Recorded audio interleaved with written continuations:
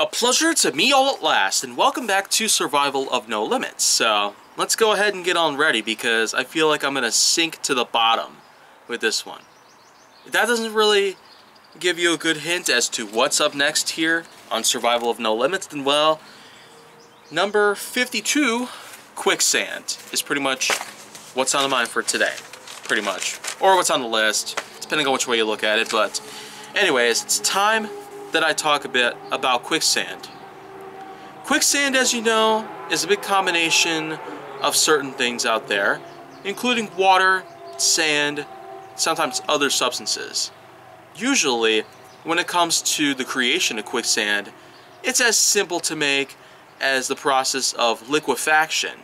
Or, of course, if you're standing on the edge of a shoreline where the beaches are, then there's a good chance you might find quicksand around there as well. But there are indeed a lot of locations with quicksand patches that have probably been unheard of. But to this day, they still do remain a solid staple as part of recreation for the most part. So the big thing about quicksand is that, well, if you get stuck in it, it's basically a pretty big trap for the most part. But getting stuck in quicksand might be the least of your worries, in a way. Trying to get out is a bit difficult for some people, where they try to simply use their own techniques, their swimming skills or otherwise, to try and escape out of it. But the truth is, moving around very quickly would actually cause you to sink even faster, due to how relative the sand moves around the body, pretty much. It's certainly not like water, where its buoyancy levels are much different. Quicksand is, in fact, sort of a solid in its own right. So it would be much more difficult to try and paddle out with your bare hands, let alone your entire arms, as sometimes it could be more likely that you'd actually feel tired, not able to escape from it at all, pretty much.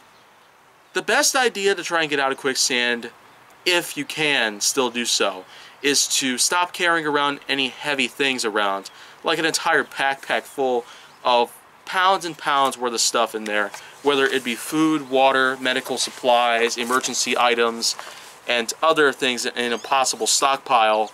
So this way you won't end up sinking as quickly, and then of course you can wiggle your way backwards until you get to a more flat sort of thing, so your legs can get up to the surface more quickly, and therefore you will not pretty much sink at all.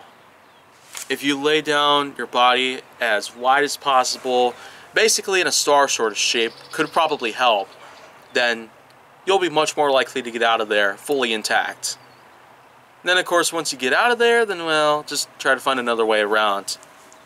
So that's just what that's all about. Quicksand, of course, is still a pretty big part in recreation, as I've said.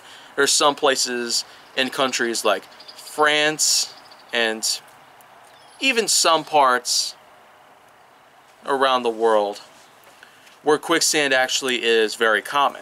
You can find quicksand in a lot of places throughout the world, and even here in America, where a lot of people actually make that stuff. But either way, it still is quite a dangerous thing if you have no idea what you're doing.